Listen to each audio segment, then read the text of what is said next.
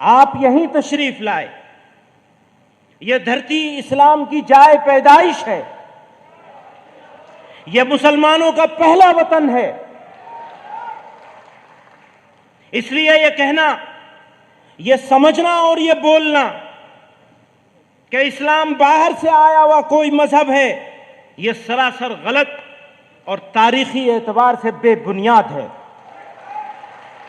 اسلام اسی ملک کا مذہب ہے، اور سبھی مذاہب میں، سارے دھرموں میں، سارے ریلیجن میں سب سے پرانا مذہب ہے، سب سے قدیم اور پرانا بھی ہے.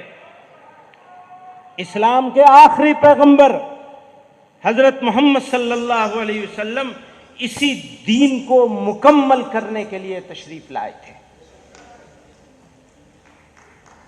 اس لیے میں واضح طور سے کہتا ہوں کہ بھارت ہندی مسلمانوں کے لیے وطنی اور دینی دونوں حیثیتوں سے سب سے اچھی جگہ ہے. لیکن ساتھ ہی اس حقیقت کا ادراک بھی ضروری ہے کہ اپنے ہی وطن میں رہنے کا بھی ایک نظام اور سسٹم ہے. اگر وہ نظام درست ہے تو اس ملک کے باشندوں کے لیے رہنا آسان ہوگا، اور وہ نظام بگڑ جائے گا تو شہریوں کی زندگی مشکل ہو جائے گی. اس لیے ہمیں دیکھنا ہوگا کہ ہمارے ملک کا نظام کیسا ہے، اس کے چلانے والے اپنی ذمہ داریوں کے تئیں کس قدر مخلص ہیں. ہمارا ایسا سمجھنا ہے، نمبر 1 آئین، نمبر 2 جمہوریت. آئین کا مطلب دستور، کانسٹیٹیوشن، یا جمہوریت یعنی ڈیموکریسی. اور نمبر 3 انسانی حقوق، ہیومن رائٹس.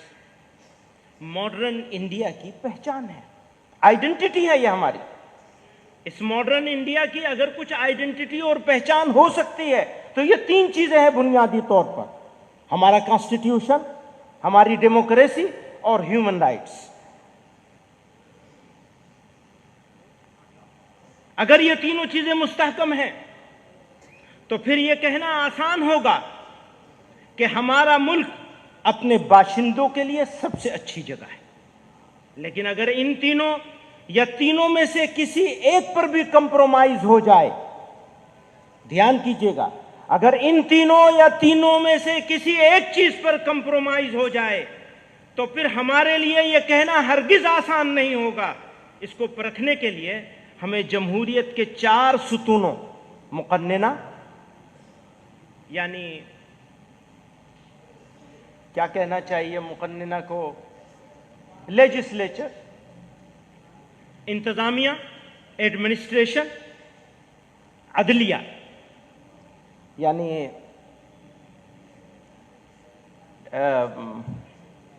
جوڈیشری، اور نمبر 4 میڈیا. اس کا جائزہ لینا ہوگا. ان 4 چیزوں کا ہم کو جائزہ لینا ہے: لیجسلیچر کا، ایڈمنسٹریشن کا، جوڈیشری کا اور میڈیا کا. آگے چلیے. انصاف کی حکمرانی. کسی بھی مہذب سماج کے لیے عدل و انصاف سب سے بڑا معیار ہے. عدل و انصاف کے بغیر بڑی سے بڑی ریاست اور بڑے سے بڑا ملک باقی نہیں رہ سکتا. ہر حکمراں کا اولی فرض اپنی رعایا کو انصاف مہیا کرانا ہے. ملک میں امن و امان کا قیام اور جرائم سے پاک معاشرے کی تشکیل انصاف کے بغیر نہیں ہو سکتی. ہمارے ملک و سماج کی ایک تلخ حقیقت ہے کہ نہ صرف ہم ظالموں، قاتلوں اور لٹیروں کو قرار واقعی سزا دینے میں ناکام ہیں، بلکہ بے قصور افراد کو جان بوجھ کر گرفتار کیا جاتا ہے اور پھر ان کو طویل المدت قید میں رکھا جاتا ہے، اور 20 سال گزرنے کے بعد عدالت ان کو رہا کر دیتی ہے. ایسے ہزاروں واقعات کا ریکارڈ پیش کیا جا سکتا ہے. اسی کے مد نظر جمعیت علماء ہند نے بے قصور افراد کی رہائی اور ان کے مقدمات کی پیروی کے لیے ایک مستقل شعبہ قائم کیا ہے، جس کے ذریعے نچلی عدالتوں سے لے کر سپریم کورٹ تک ہم ہزاروں افراد کے مقدمات لڑ رہے ہیں. یہی ہماری تقدیر میں رہ گیا ہے. خاص طور سے ان لوگوں کے مقدمات جن کو یو اے پی اے اور دہشت گردی کے دیگر قوانین کے تحت بیجا گرفتار کیا گیا ہے. نیز یہ بات بھی عام طور سے دیکھی جاتی ہے کہ فسادات کے موقع پر مارے بھی مسلمان جاتے ہیں، لوٹے بھی جاتے ہیں، اور الٹا ان کو ہی قصوروار ٹھہرا کر قید و بند کی سزا دی جاتی ہے۔ کلیجہ تھام لو روداد غم ہم کو سنانے دو، کلیجہ کلیم عاجز مرحوم نے کہا ہے، کلیجہ تھام لو روداد غم ہم کو سنانے دو، تمہیں دکھا ہوا دل ہم دکھاتے ہیں دکھانے دو، زمانہ صبر کر لیتا ہے عاجز ہم بھی کر لیں گے، خلش دل کی مٹا لینے کو دو آنسو بہانے دو۔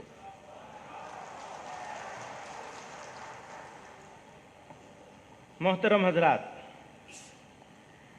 جب ہم وہ جو چار چیزیں الگ کی گئی تھیں کہ وہ چار چیزیں پہچان بنے گی اس بات کی کہ ملک کیسا ہے، کس راستے پہ جا رہا ہے، اس میں عدلیہ بھی آتا ہے، ہماری جوڈیشری، سپریم کورٹ اور ملک کی دوسری عدالتیں بھارت کی سب سے بڑی جمہوریت کی محافظ اور اس کی طاقت ہیں۔ یہ عدالتیں اپنے خود مختار نظام کی وجہ سے حکومتوں کے بے لگام اقدامات پر قدغن لگاتی ہیں، سماجی بہبود، ماحولیات کے تحفظ، انتخابی اصلاحات وغیرہ کے مسائل پر ان کے احکامات اور رہنما اصول ملک کی درست رہنمائی کا سبب بنتے ہیں۔ لیکن گزشتہ کچھ عرصے سے بالخصوص بابری مسجد، طلاق ثلاثہ وغیرہ پر، اور بھی بہت سارے ہیں، یہ دو کا ذکر میں کر کے، وغیرہ پر فیصلوں کے بعد یہ تأثر عام ہو رہا ہے کہ عدالتیں ریاست کے دباؤ میں کام کر رہی ہیں۔ اقلیتوں کے آئینی حقوق اور دستور کے بعض بنیادی اصولوں کی تشریح کی ایسی مثالیں سامنے آئی ہیں جنہوں نے عدالتوں کے کردار پر بھی سوالیہ نشان لگا دیا ہے۔ مختلف عدالتوں نے مسلم پرسنل لا سے متعلق مسائل کو لے کر جو فیصلے دیے ہیں، ان سے ایسا محسوس ہوا کہ ان عدالتوں نے قانون کی تشریح کے بجائے قانون وضع کرنے کی کوشش کی ہے۔ حال میں دیے گئے درج ذیل فیصلے اس کی اہم نظیر ہیں۔ اب یہ کچھ فیصلوں کا تذکرہ کیا، اس کو چھوڑ دوں میں۔ مقننہ کے ذریعے ناانصافی، بھارت کی متعدد ریاستوں نے مذہب کی تبدیلی کو کنٹرول کرنے کے لیے قوانین بنائے ہیں، یعنی لیجسلیچر نے کہاں ہمارے ساتھ گڑبڑ کی ہے، بہت ساری گڑبڑ کی ہے، ایک آدھ کا ذکر کر رہے ہیں۔ بھارت کی متعدد ریاستوں نے مذہب کی تبدیلی کو کنٹرول کرنے کے لیے قوانین بنائے ہیں۔ گجرات اور مدھیہ پردیش ہائی کورٹوں نے ان دفعات پر یہ کہتے ہوئے روک لگا دی ہے کہ یہ کسی شخص کی پرائیویسی کے حق کی خلاف ورزی ہے پر مبنی ہے، یعنی وہ جو ایکٹ بنائے گئے ان کی کچھ دفعات ایسی ہیں جنہیں پرائیویسی کے حق کے خلاف مان لیا کورٹ نے بھی۔ اس میں گجرات والے معاملے میں جمعیت علماء گجرات اس معاملے کو دیکھ رہی تھی، اس پہ انہی کی طرف سے وہ مقدمہ لڑا گیا۔ اس کے خلاف متعلقہ سرکاروں نے سپریم کورٹ میں اپیل بھی دائر کی ہے، اور الحمدللہ سپریم کورٹ میں بھی ہم لوگ لڑ رہے ہیں، اس کو لڑیں گے آخر تک انشاءاللہ۔ متعدد ریاستوں کے ذریعے مذہبی تبدیلی کے خلاف قانون سازی کا مقصد مذہبی آزادی جیسے بنیادی حق کو نقصان پہنچانا اور اس کی آڑ میں اقلیتوں کو نشانہ بنانا ہے۔ ان قوانین کی زبان اس قدر مبہم ہے کہ وہ خود مذہبی آزادی کے لیے سنگین چیلنج ہے جو آئین ہند کا بنیادی حصہ ہے۔ زبردستی، دھوکہ دہی اور لالچ کے ذریعے کسی کا مذہب تبدیل کرانے کے ہم بھی مخالف ہیں۔ دوبارہ کہوں گا، زبردستی، دھوکہ دہی اور لالچ کے ذریعے کسی کا مذہب تبدیل کرانے کے ہم بھی مخالف ہیں، لیکن دیکھنے میں یہ آ رہا ہے کہ جو لوگ حقیقی طور پر سچے دل سے مذہب بدلتے یا بدلواتے ہیں ان کے خلاف بھی زبردستی، دھوکہ دہی اور لالچ کا غلط الزام لگا کر انہیں گرفتار کیا جا رہا ہے۔ اس سلسلے میں مذکورہ قوانین کا بیجا استعمال ہو رہا ہے، اس لیے ایسے قوانین ہرگز قابل قبول نہیں ہیں۔ انتظامیہ کا رویہ، انتظامیہ اور قانون نافذ کرنے والی ایجنسیاں قانون کا غلط استعمال کر کے اقلیتوں کو نشانہ بنا رہی ہیں۔ گزشتہ دنوں ایسی کئی مثالیں دیکھنے میں آئی ہیں۔ نمبر 1، عوامی مقامات میں نماز پر پابندی۔ اب وہ مثالیں بتائی ہیں کہ پریاگ میں کیا ہوا، فلاں جگہ کیا ہوا، ایک صاحب اپنے اسکول میں پروفیسر تھے، اپنے اسکول میں ہی کالج میں وہ ایک پیڑ کے نیچے نماز پڑھنے لگے، ان کے خلاف کارروائی ہوئی۔ اس طرح کی کچھ کارروائیوں کا تذکرہ کیا گیا ہے اس میں۔ شہری حقوق کے مظاہرین کے خلاف پولیس کا رویہ، اس میں بھی دیکھا ہے کہ پولیس نے کس طرح جانبدارانہ طریقے سے مظاہرین کا دمن کرنے کی کوشش کی ہے۔ بلڈوزر کی کارروائی، اب وہ نام ہی اس کا بلڈوزر جسٹس ہو گیا، اس کا بھی یہ انتظامیہ اور ایڈمنسٹریشن کا اور میڈیا، یہ دونوں کی ملی بھگت سے یہ سارا کچھ ہو رہا ہے۔ آسام میں انخلا کے مظاہرین پر میں چھوڑ کے چل رہا ہوں آگے تاکہ آپ لوگوں کا قیمتی وقت ضائع نہ ہو، بہت رات ہو چکی ہے اور ان حضرات نے موقع بھی مجھے سب سے آخر میں دیا۔ پہلے انہوں نے سوچا ہوگا پہلے موقع دے دیں گے تو اتنا لمبا چوڑا تو خطبہ صدارت ہے، اب بتاؤ اتنی ساری لمبی چوڑی باتیں کہاں سے، پھر ان کو شروع میں موقع دے دیں گے تو وہ ان کی تجویزیں رہ جائیں گی ساری، تو اچھی بات ہے۔ آسام میں انخلا کے مظاہرین پر ظلم و ستم، مسلم کمیونٹی، آسام میں مسلم کمیونٹی کی افسوسناک اور تشویشناک صورتحال کی طرف آپ کی توجہ مبذول کرانا چاہتا ہوں۔ آسام سرکار کی نگرانی میں ہزاروں لوگوں کو غیر قانونی املاک خالی کرانے کی آڑ میں ان کے گاؤں سے بے دخل کیا جا رہا ہے۔ پولیس اور نیم فوجی دستوں کی موجودگی میں ان کے گھروں اور دکانوں کو بلڈوزر سے مسمار کیا گیا اور ان پر مظالم کے پہاڑ توڑے گئے۔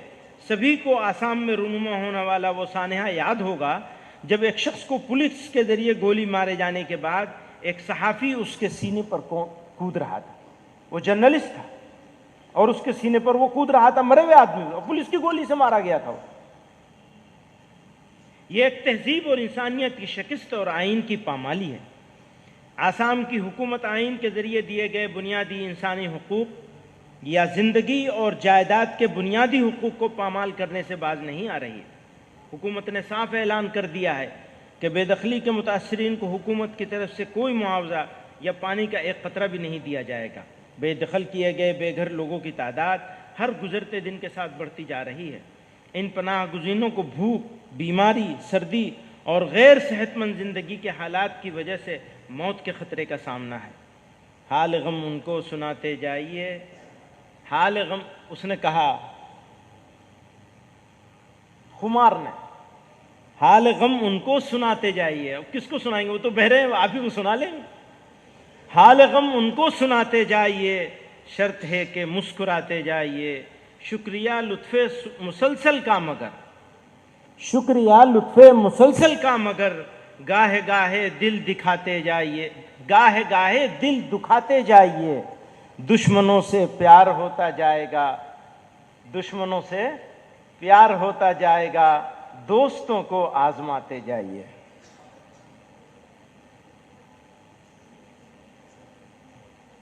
کیا ٹائم ہو رہا ہے؟ کل کر لیں، پورا کریں گے آج ہی سارا کام ایک ہی دن میں؟ وہ پولیس والے آ جائیں گے؟ ہاں تھوڑا سا اور کر لیتا ہوں۔ میڈیا کا رویہ، اب یہ ہمارے خطبہ صدارت میں سب سے زیادہ میڈیا کو ہی لے لیا گیا ہے۔ میڈیا چونکہ ڈیموکریسی کا ایک بنیادی پلر ہوتا ہے میڈیا، اس لیے میڈیا پر بات ہونی ضروری ہے۔ میڈیا جمہوریت کی بقا کا سب سے اہم اور بڑا وسیلہ ہے، لیکن آج وہ جمہوریت کے لیے سب سے بڑا، ڈیموکریسی کے لیے سب سے بڑا چیلنج بن گیا ہے۔ آج میڈیا کی اکثریت جمہوریت کی جڑوں کو کھوکھلا کر رہی ہے اور بھارت کی ایک کمزور اقلیت کو مذہبی، سماجی اور قومی معاملات میں بدنام کر رہی ہے۔ میڈیا نے کورونا کے دور میں تبلیغی جماعت اور دیگر انفرادی واقعات کو جس طرح ایک قوم کی اجتماعی غلطی کے طور پر پیش کرنے کی کوشش کی، وہ انتہائی شرمناک، شیمفل ہے۔